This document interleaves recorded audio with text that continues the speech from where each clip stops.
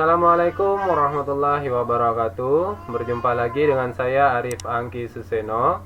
Pada video kali ini saya akan menjelaskan materi statistika. Materi ini adalah materi untuk siswa SMA ataupun MA kelas 12, yaitu materi matematika wajib. Oke, langsung saja. Pada pertemuan atau pada video kali ini saya akan menjelaskan materi tentang penyajian data.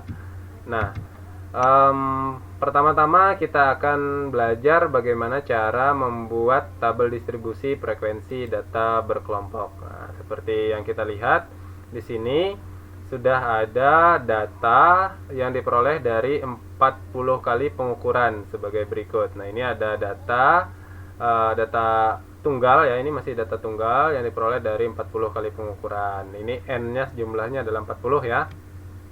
Kemudian permintaannya adalah kita membuat tabel distribusi frekuensi data berkelompok untuk data di atas maksudnya ya. Nah, dalam membuat tabel distribusi frekuensi data berkelompok itu ada langkah-langkahnya. Nah, sebelumnya langkah pertama yaitu kita urutkan dulu data di atas dari nilai yang terendah. Nah, ini sudah saya urutkan. Dari nilai yang terendah saya urutkan ya sampai ke nilai yang paling tinggi. Jadi data yang ini tadi, langkah pertama kita urutkan dulu dari yang terendah. Kemudian setelah kita urutkan, langkah keduanya adalah kita hitung rentang atau range-nya atau jaraknya dengan rumus R sama dengan X max dikurang X min. Maksudnya adalah data tertinggi dikurang data terendah tadi gitu ya. Nah, data tertinggi tadi 176 dikurang 119 ketemunya adalah 57. Nah, berarti range-nya itu sebesar 57 mm ya, satuannya milimeter tadi. Kemudian langkah ketiga, kita akan menentukan banyak kelas. Nah, cara menentukan banyak kelas yaitu dengan kaidah empiris Stargess atau rumus Stargess ya. Dengan rumus K sama dengan 1 ditambah 3,3 log N, di mana N-nya tadi adalah banyaknya data tadi, yaitu jumlahnya ada 40 hasil pengukuran ya. Jadi 1 ditambah 3,3 kali log 40. Nah, itu hasilnya sekitar 6,286 gitu ya. Hasilnya adalah 6,286. Nah, banyak kelasnya kita bulatkan ke atas menjadi 7. Nah, itu langkahnya, yaitu kita bulatkan ke atas saja ya. Kita bulatkan ke atas. Berikutnya, tadi kita sudah ketemu banyak kelasnya adalah 7. Kemudian range-nya juga 57. Ini tadi kita bulatkan ke atas ya. Kemudian langkah keempat yaitu menentukan panjang kelas. Nah, panjang kelas yaitu range tadi kita bagi dengan K atau banyak kelas. Nah, 57 kan kita bagi dengan 7. Maka ketemunya adalah 8,1428. Dan seterusnya gitu ya. Dan panjang kelas ini kita bulatkan ke atas juga menjadi 9. Oke.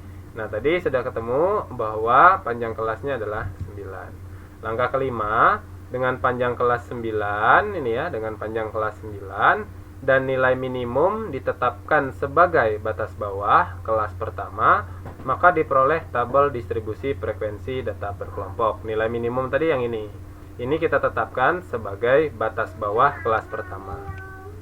Sehingga ketemunya ini. Nah, hasil pengukuran. Jadi ini kelasnya ya. Kelasnya ada 1, 2, 3, 4, 5, 6, 7. Nah, banyak kelasnya ada 7, ya kan? Dan ini batas ininya, batas bawahnya dari kelas pertama kita tentukan gitu ya.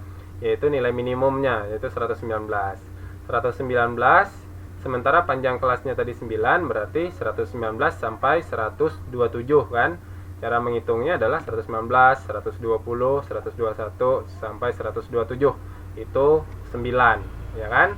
Begitu pula selanjutnya berarti 128 sampai 136, itu juga 9 kan? 137 sampai 145 itu juga 9. 146 sampai 154 itu panjang kelasnya juga 9 dan seterusnya. Sampai kelas yang terakhir adalah 173 sampai 181.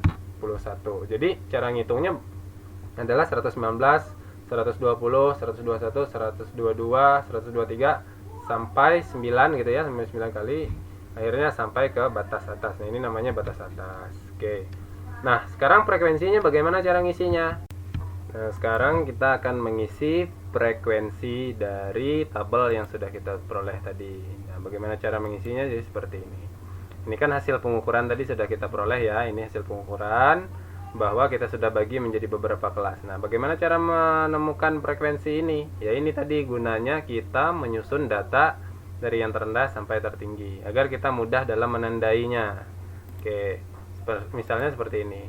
Kelas pertama itu kisarannya dari 119 sampai 127. Itu pada data yang ada tadi ada berapa frekuensinya? Nah, ini kan ada 1, 2, 3. 128 tidak masuk karena kisarannya dari 119 sampai 127.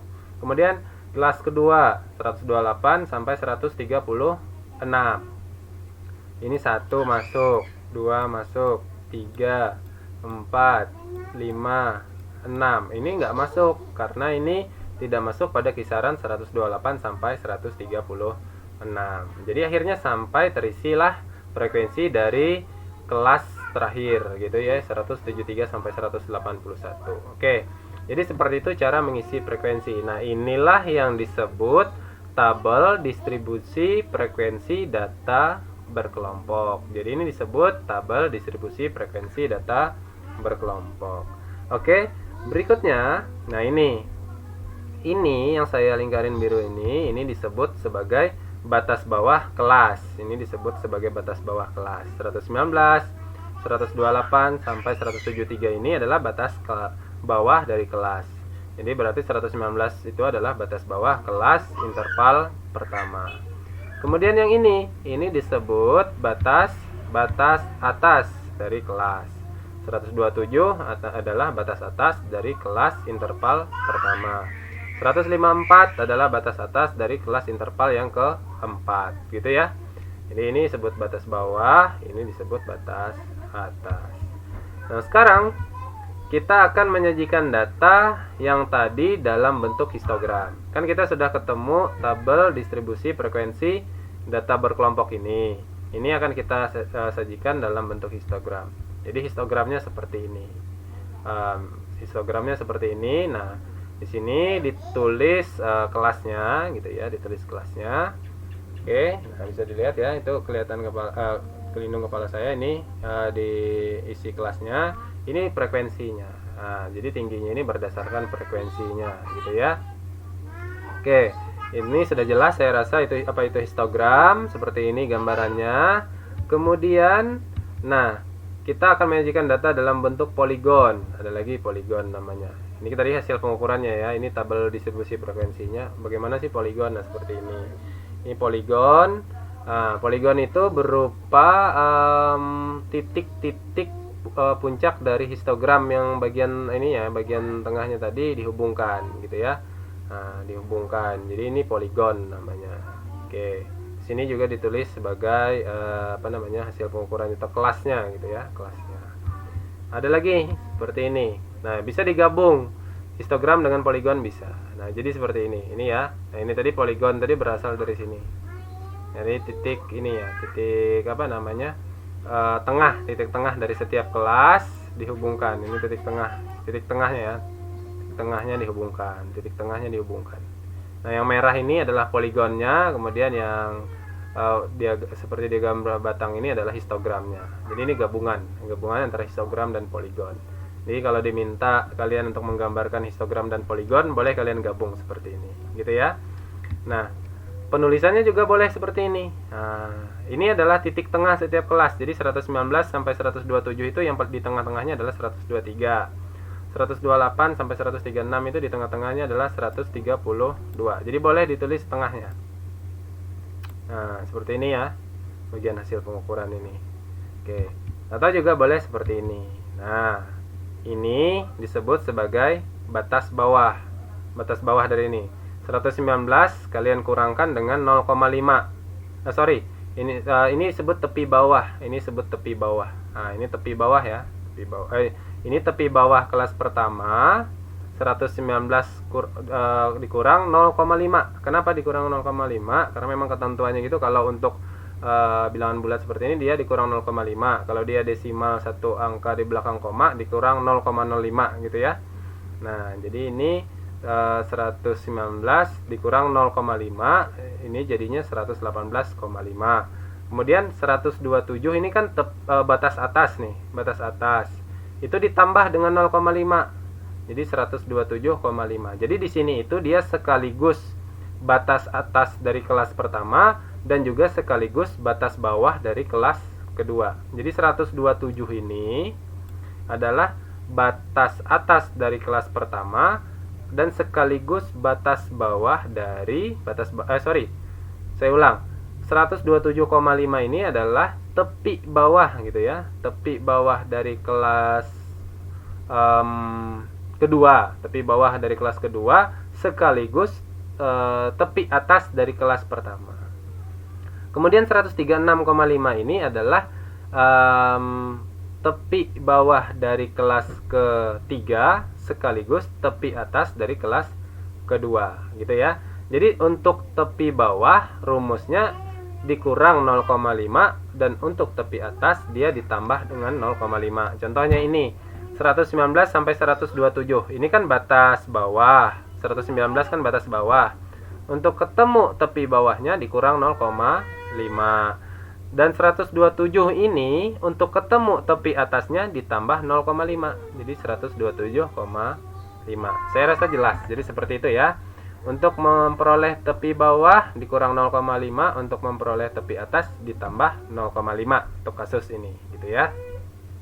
Jadi boleh seperti ini penulisannya. Jadi kalau seperti ini berarti ini dia nulisnya dalam bentuk batas bawah kelas tepi bawah kelas pertama, kemudian ini adalah tepi atas kelas pertama sekaligus tepi bawah kelas kedua. Ini tepi atas kelas kedua sekaligus tepi bawah kelas ketiga. Ini kan kelas pertama, kedua, ketiga, keempat, kelima, keenam, ketujuh. Jadi seperti itu gitu ya. Jadi tantangannya nanti mungkin kalian juga harus bisa merubah dari bentuk diagram histogram dan poligon ini atau poligon ini ke dalam tabel. Jadi mengembalikannya. Jadi kalau misalnya data disajikan dalam histogram dan poligon, kalian misalnya diminta untuk merubah ke bentuk tabel distribusi frekuensinya. Jadi harus bisa membacanya seperti itu. Itu tantangannya. Jadi seperti itu gitu ya. Oke, ini sudah saya jelaskan ada 3 jenis histogram dan poligon. Baik. Nah, sekarang ada yang namanya tabel distribusi frekuensi kumulatif. Nah, dengan berbekal tabel distribusi frekuensi data berkelompok, kita dapat menyusun tabel distribusi frekuensi kumulatif. Ada 2 macam tabel distribusi frekuensi kumulatif yang dikenal, yaitu tabel distribusi frekuensi kumulatif kurang dari, dan yang kedua adalah tabel distribusi frekuensi kumulatif lebih dari. Nah, tabel distribusi frekuensi kumulatif kurang dari itu disimbolkan seperti ini. FK kurang dari sama dengan gitu ya, didefinisikan sebagai jumlah frekuensi semua nilai amatan yang kurang dari atau sama dengan gitu, yang kurang dari atau sama dengan nilai tepi atas. Jadi kurang dari sama dengan nilai tepi atas. Frekuensi semua nilai yang kurang dari atau sama dengan nilai tepi atas. Kalau tabel distribusi frekuensi kumulatif lebih dari itu didefinisikan sebagai jumlah frekuensi semua nilai amatan yang lebih dari atau sama dengan nilai tepi bawah pada tiap-tiap kelas. Jelasnya seperti ini. Oke. Nah, ini tabel distribusi frekuensi kumulatif kurang dari ya. Nah, ini kan hasil pengukurannya. Tepi atasnya ini tadi ya, tepi atas ditambah 0,5, 127 tambah 0,5, 127,5 dan seterusnya. Oke. Frekuensinya, frekuensi yang ini tadi kan ada 3 nih. Frekuensinya ada 3. Kemudian kelas kedua frekuensinya ada 6. Kelas ketiga frekuensinya ada 10. Nah, bagaimana cara mengisi frekuensi kumulatif kurang dari ini sama dengan? Cara membacanya seperti ini. Berapa sih banyak data yang kurang dari sama dengan 127,5? Otomatis ada 3 kan, yaitu dari 119 sampai 127. Kemudian berapa sih banyak data yang kurang dari 136,5? Otomatis ini masuk semua kan, dari 119 sampai 136 masuk. Ada berapa tadi? Ada 3 dan 6. Berarti di sini jadinya 9. Kemudian yang ini, berapa sih banyak data yang kurang dari 145,5? Yaitu berarti dari 119 sampai 145 kan? Yang kurang dari 145,5. Berarti ada 10 tambah 6 tambah 3, berarti 19. Dan seterusnya sampai seperti itu, sampai bawah. Yang ini berapa sih banyak data yang kurang dari 181,5? Berarti kan dari 119 sampai 181 yang dimaksud. Nah, berarti 2 tambah 3 tambah 5 tambah 11 tambah 10 tambah 6 tambah 3. Ketemulah 40 ini. Jadi seperti itu cara mengisi. Nah, ini disebut tabel frekuensi kumulatif kurang dari. Ininya ya. Ini frekuensi kumulatif kurang dari. Kemudian tabel frekuensi kumulatif lebih dari. Nah, ini. Nah, hasil pengukurannya tadi ini. Kemudian kalau kumulatif lebih dari berarti dia berdasarkan tepi bawah sesuai pengertian tadi. Ini tepi bawahnya selalu dikurang 0,5. Gitu ya.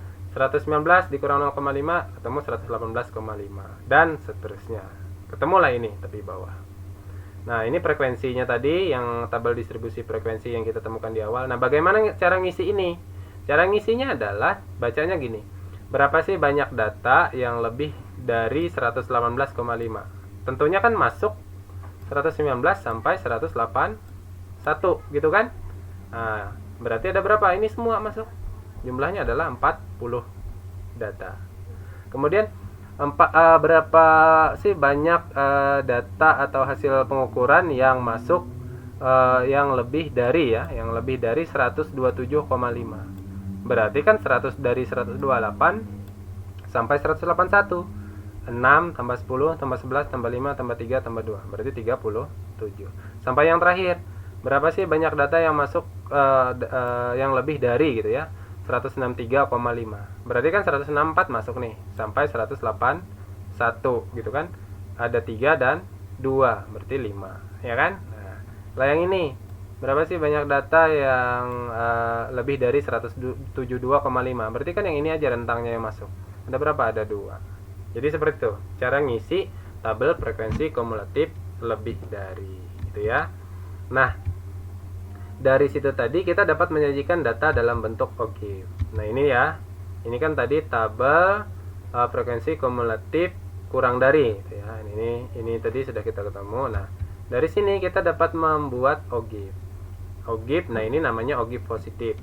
Yaitu berdasarkan tepi bawahnya gitu ya, tepi bawah.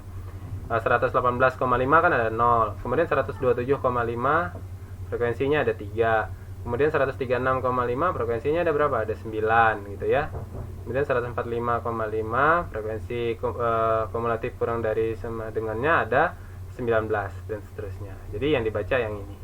Gitu ya. Nah, ini cara buat. Nah, ini namanya OGIF positif. Naik ya, OGIF positif. Jadi dari tabel frekuensi kumulatif kurang dari tadi kita dapat membuat OGIF positif. Jadi seperti ini. Oke. Nanti kalau kurang jelas bisa tanyakan di kolom komentar. Nah, bagaimana dengan yang satunya? Dengan tabel frekuensi kumulatif lebih dari yang ini. Kita dapat buat OGIF negatif. Jadi seperti ini, dia turun. Nah, gitu ya. Yang ini yang kita pakai. Oke, dari sini. Oke. Ini kan yang asal tadi ya.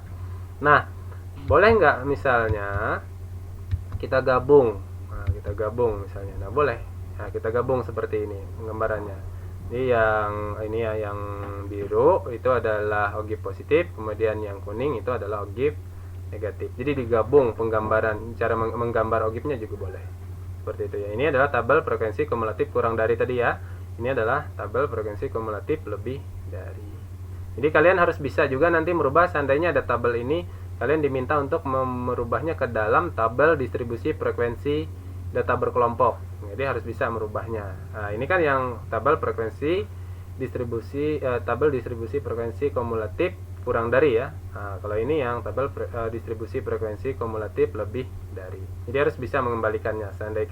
Seandainya ya disajikan data dalam bentuk seperti ini, atau juga malah dalam bentuk OGIF gitu ya. Nah, kalau dalam bentuk OGIF berarti dia membaca kalau misalnya OGIF ini ya, OGIF positif dan negatif, itu dia membaca tepi bawah ataupun tepi atasnya gitu ya, tergantung gambarnya nanti gimana pada data atau pada soal atau pertanyaan ya. Oke, mungkin itu saja yang dapat saya sampaikan. Terima kasih atas perhatiannya. Semoga video ini bermanfaat, dan jangan lupa terus dukung channel saya dengan like, share, dan subscribe-nya.